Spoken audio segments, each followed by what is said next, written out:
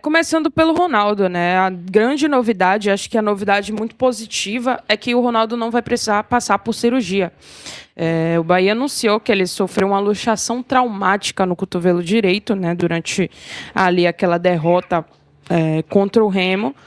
Foi submetido a exames e foi constatado, né, que de fato não vai precisar de cirurgia, e o tratamento que vai ser utilizado para tratar dessa lesão do Ronaldo. Minha câmera tá torta aqui, tô arrumando aqui que tem toque. Mas tá tudo certo agora. Que o tratamento escolhido, né, foi de fato o tratamento conservador, que não vai precisar de cirurgia para tratar dessa lesão do Ronaldo.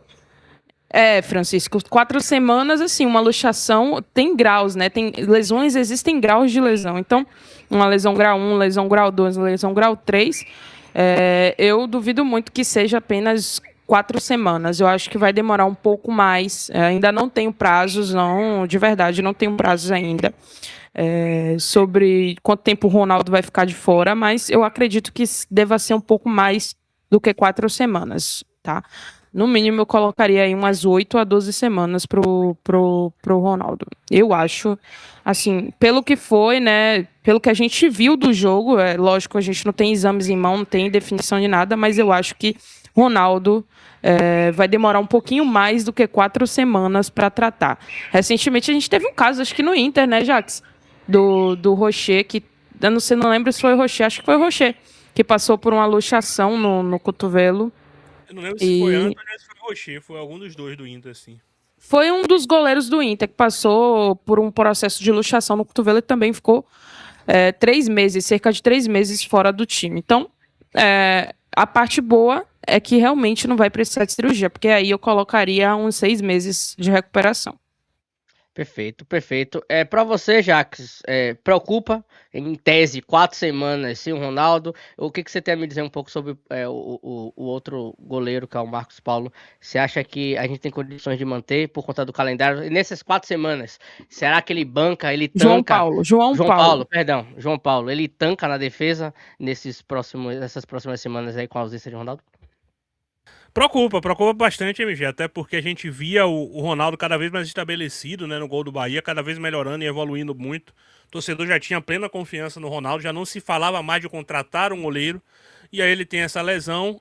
Eu tenho muita confiança no João Paulo, desde que ele esteja preparado, né, no jogo do Remo a impressão não foi muito boa, mas também é aquilo, né, cara? O goleiro reserva, por mais que a gente fale que ele sempre tem que estar preparado, ele nunca espera que ele vai entrar no jogo, né? É muito difícil no futebol a gente ver um goleiro reserva substituir o titular durante o jogo, é muito difícil, é raro. Então, ele meio que foi pego de surpresa, eu acho que todo mundo foi pego de surpresa, né? E o João Paulo acaba, na minha opinião, cometendo um erro no primeiro gol. Não digo que foi uma falha feia, mas foi um vacilo, né? Numa bola defensável. Acho que faltou tempo de bola. Isso, eu tenho confiança no João Paulo. Eu acho que nos melhores dias dele, ele era papo de 5 ou 6 melhores goleiros do Brasil, né? A temporada de 2023 dele é absurda. Ele tem uma lesão séria. Depois não consegue essa sequência, né? No Bahia, quando ele conseguiria tomar a titularidade, ele tem outro problema físico, se eu não estou enganado, é uma torção no Joelho. tornozelo ou no joelho, obrigado, No joelho. Bia. E o Ronaldo acaba se estabelecendo como titular. Tem a torcida bronqueada, né, com o João Paulo, já vinha reclamando dele no Campeonato Baiano. Depois do jogo do Remo, eu acho que ficou grande também a bronca pra cima dele. É um cara que vai ter uma pressão grande agora pra poder se provar. Cabe a ele ter a confiança. Eu acredito que ele possa sim segurar a onda, mas vai sempre ficar aquela preocupação, né? Porque se o João Paulo se lesiona também, Deus me livre e guarde, vamos torcer pra que não aconteça nada desse tipo. Você vai ter uma responsabilidade grande na mão do Yuri e na mão do Vitor, que são goleiros da divisão de base. São goleiros que eu tive a oportunidade de ver jogando e não me agradaram muito, nem o Yuri nem o Vitor. Então essa responsabilidade muito grande em cima deles pode gerar uma certa preocupação no torcedor também. Não sei se o Bahia vai ao mercado, a gente até vai conversar disso, Bia, vai conversar sobre Léo Vieira também, tá, gente? Não fiquem preocupados, não. Mas preocupa, MG, preocupa muito, porque a gente tinha um goleiro estabelecido, tinha um goleiro que tinha acabado assim com a pressão em cima do grupo, até por um goleiro novo. Esse cara se lesiona, vai ficar fora aí, como o Bia falou, um bom período. E você tem um segundo goleiro aí que tá sem ritmo de jogo e que vai preocupar o torcedor, é natural. Eu acho que o João Paulo pode dar conta do recado, sim, mas vai depender muito da questão de ele pegar o ritmo e dele estar nas suas melhores condições físicas. Torçamos para que ele consiga segurar a onda. Eu tô vendo aqui, claro que tá a confirmar ainda, né? Mas a gente tem uma tendência que para o mês, para as próximas semanas, a gente vai ter o jogo contra o Atlético Paranaense em casa, Palmeiras em casa, fora vai ser Mirassol e Flamengo, e depois o Santos dentro de casa. Eu acredito que pelo menos essa sequência de 5 jogos aí a gente não tem o Ronaldo. Você, Bia, você acha que esses 5 jogos, sendo três dentro de casa e 2 fora de casa, e o fora de casa vai ser logo contra o Flamengo e o Mirassol. Você acha que a gente consegue desempenhar, conseguir bons pontos, mesmo mesmo com a ausência de Ronaldo? No futebol tudo é possível, MG. Eu acho que, assim, o Bahia tem se mostrado, apesar, gente, da goleada sofrida contra o Remo, apesar, né, da eliminação na Libertadores, mas o Bahia tem se mostrado muito mais maduro fora de casa em 2026. Isso é notável. Lógico que o que aconteceu contra o Remo, a gente não vai aqui colocar panos quentes nem nada, porque de fato foi um vexame. O Bahia está até hoje sendo zoado pela imprensa de Belém a respeito desse resultado, que foi um resultado vergonhoso a nível do que hoje é o Bahia, a nível do que o Bahia faz hoje, com todo o respeito ao Remo, que fez os seus gols por méritos próprios e também por vacilos do Bahia, mas não deve ser relativado esse vexame, né, do último domingo. Mas assim, no futebol tudo é possível, cara. O Bahia ganhou, tudo bem que o jogo é fora de casa, mas o Bahia ganhou do Flamengo, quebrando um jejum de 13 jogos, né? 14 jogos, 13, 14 jogos sem vencer, com um time cheio de desfalque. Com um time que tinha o quê? 18 jogadores. Mais do Bahia do que a gente naquele dia, né, exatamente, pô, 18 jogadores disponíveis assim do time principal e 13 desfalques, pô. Então, assim, no futebol tudo é possível, velho. Acredito que vão ser jogos duros, principalmente contra Palmeiras, Flamengo e São Paulo, que são equipes que estão brigando ali na parte de cima da tabela, que são rivais, né, diretos de posição ali do Bahia nesse primeiro momento de Campeonato Brasileiro. Mas acredito que no futebol tudo é possível, cara. O São Paulo já vem caindo aí com o Roger Machado, já vem caindo de rendimento, então possa ser que no duelo, né, nesse que é o 6º duelo da lista, né? Nesse 6º duelo da lista, o São Paulo já possa ter caído ainda mais de rendimento, mas enfim, não vamos colocar aqui a esperança de que o time adversário vai cair de rendimento, mas eu acho que no futebol tudo é possível. Eu prevejo, lógico, jogos mais tranquilos, os jogos dentro de casa, principalmente contra Atlético de Paranaense e Santos, né? Contra o Palmeiras vai ser um jogo difícil, de fato. Velho, eu vi a notícia, né, do Fernando, inclusive, Fernando Marques, eu esqueço o sobrenome dele, mas é o Fernando lá, né, que tá ali junto com o Douglas, enfim. Eu vi a notícia, eu tentei apurar aqui, ainda não sei muita coisa sobre o Léo Vieira, gente, eu ainda não sei o que é que de fato procede, o que é que de fato, né, ainda não tá nesse caminho, enfim. Eu ainda não sei muito, mas assim, é um goleiro que... O que é que eu posso falar do Léo? A vida dele toda, ele foi terceiro goleiro. As únicas temporadas que ele atuou como titular foi vestindo a camisa do Paraná, em 2016, e ele teve uma temporada de 21 jogos no Atlético Paranaense. De lá para cá, o clube que ele começou a assumir a titularidade de fato e jogar a maioria das partidas foi a própria Chapecoense em 2024. Então, a carreira do Léo Vieira toda, né, a carreira do Léo Vieira, de 35 anos, atual goleiro da Chapecoense, que está sendo especulado no Bahia, e repito, ainda não sei se essa informação de fato procede, enfim. Estou tentando apurar aqui e ali, ainda não tive respostas. Com todo respeito ao Fernando, um profissional que eu admiro bastante, mas eu tenho que apurar, né? Não posso levar a informação dos outros como certa para mim. Isso é o trabalho de um jornalista. Enfim, a vida dele toda, desde que ele surgiu lá no São Paulo, né, na base do São Paulo, foi de um terceiro goleiro, gente. Então, por isso, a quantidade pouca de jogos, apenas 146 jogos, né, na carreira. Eu vi a galera comentando, né? Um goleiro de 35 anos que só tem 146 jogos. Gente, ele foi reserva do reserva a vida dele toda, a carreira dele toda. E tá tudo bem, porque tem goleiros que servem somente para serem terceiro goleiros, né? Tem jogadores que já vão para a carreira já sabendo que vão ser terceiro goleiro. Lógico que a oportunidade pode aparecer, como apareceu para o Léo, indo para o Atlético Paranaense, né, no Paraná e na própria Chapecoense, mas ele foi terceiro goleiro a vida dele toda. Enfim, é um goleiro que eu sei pouco, né, passou ali por Portugal, mas também não foi titular.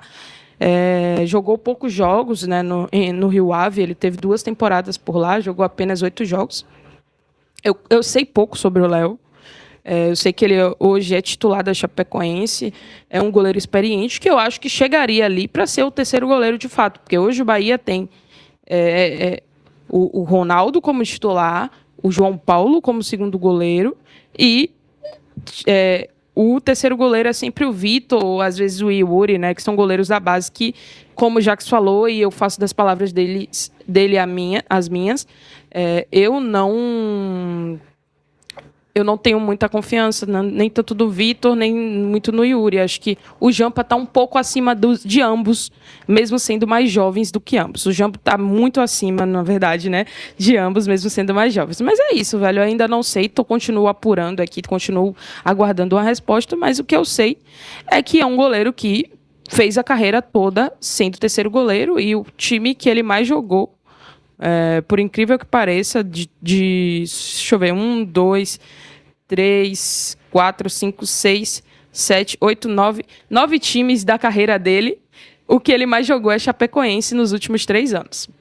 É um goleiro experiente, né, MG e Bia, mas que não tem vivência na carreira. Ele foi terceiro goleiro de Rogério Ceni, inclusive, no São Paulo. Exatamente. Ele é um cara rodado já, né, são 35 anos.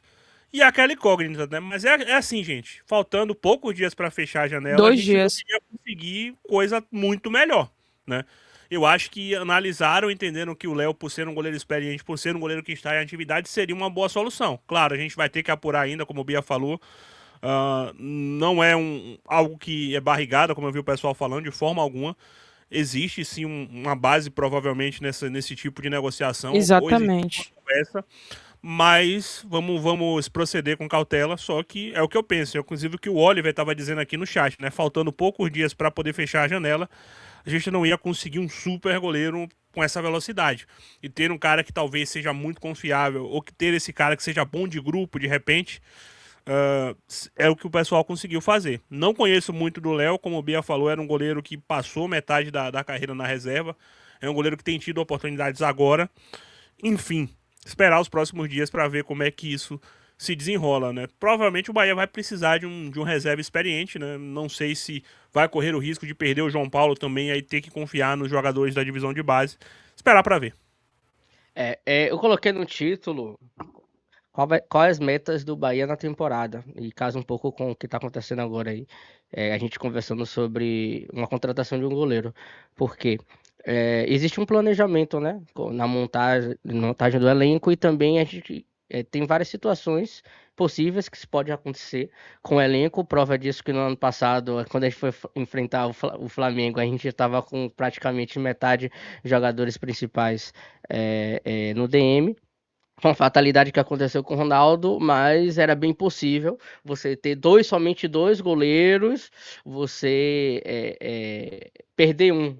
Foi uma fatalidade que aconteceu isso. Não sabemos com quantos dias a gente vai ter a ausência do nosso principal goleiro. Eu acho que eu tenho a crer que a diretoria, junto com o staff do Bahia, tem já alguma carta na manga para resolver essa gestão de crise. Eu não vejo que, meu Deus do céu, o que a gente vai fazer? Vamos trazer um mingote da vida, qualquer um. Quem é goleiro aí, levanta a mão, é você que vai vir, qualquer um. Eu não consigo enxergar essa falta de organização. Mas ninguém esperava que o Ronaldo ia se lesionar. Ninguém esperava, vivia um bom momento, mas qualquer um que está em campo, qualquer um que está treinando em alto nível tem a possibilidade de se lesionar, né?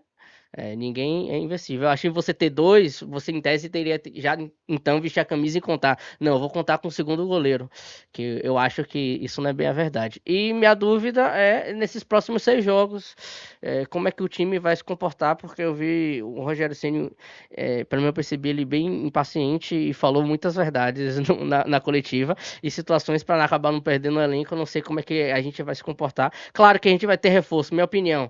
Vai ter reforço nesses próximos dias, porque a volta de Everton Ribeiro já é um ganho técnico absurdo. O time do Bahia muda, né? Quando a gente joga com Everton Ribeiro. Minha dúvida é se o Gilberto vai vir e o Acevedo vai entrar, vai voltar para a área no área normal onde ele joga, né? Não sei se ele vai se manter ainda na lateral. Minha pergunta para vocês é isso. A gente não tem um Ronaldo, certo, na defesa, não vindo um goleiro com reforço de Everton Ribeiro e Gilberto no elenco. Você acha que a gente consegue jogar bem nesses próximos dias? Ou o Azevedo vai manter, sim, ainda na lateral, no lugar de Gilberto? Passo essa palavra Cara, para Bia. Então vai, Jax. Não, pode ir, Jax. eu acho que sobre a lateral direita, MG, tá toda uma movimentação pro Acevedo ficar nessa função mesmo, né? É um jogador que tem agradado o Rogério Ceni, que tem agradado o torcedor também. Claro, a gente pode ter o Acevedo de volta na volância, porque o Eric, por exemplo, tem sido um pouco inconstante jogando um pouco ali mais avançado, né? Ele fez bons jogos, mas também no jogo contra o Remo ele ficou muito abaixo, né? Não sei. Mesmo participando do gol do Bahia, mas ainda assim o segundo tempo do Eric é bem abaixo. Não sei se de repente o Rogério entende que tem que voltar com a Acevedo e voltar com o Jean e Everton no meio campo, né? Com o meio campo que ele começou a temporada. E aí o Gilberto voltaria para a lateral direita, fazendo a função dele mesmo, né? Vai depender muito da decisão do Rogério. Eu, MG, vejo com bons olhos que o Acevedo continue na lateral direita. Porque eu percebo nele uma facilidade muito grande para tabelar com o Kiki, por exemplo, que é um cara que ele parece conhecer muito bem, né? E ele tem ido bem também na lateral direita. Ele foi melhor em campo, pelo menos em uns 2 jogos onde ele teve nessa função. Acho que o Eric vai se estabelecendo como titular, vai entregar nível de atuações melhores. Gosto muito do Eric também. É um jogador que já vinha pedindo passagem. Enfim, é algo que vai depender do Rogério Ceni, mas eu me sinto muito confortável, MG e Bia, com essas duas possibilidades. Você ter o Acevedo na lateral direita, improvisado em teoria e entregando bons níveis de atuação, e você ter o Acevedo como volante na função dele. E o pessoal tá gastando aí no Vitória, né? O Bruno mandou R$10,90 aqui perguntando se o Vitória perdeu. Perdeu pro Botafogo da Paraíba, né? 2-1, né? De virada. Barradão.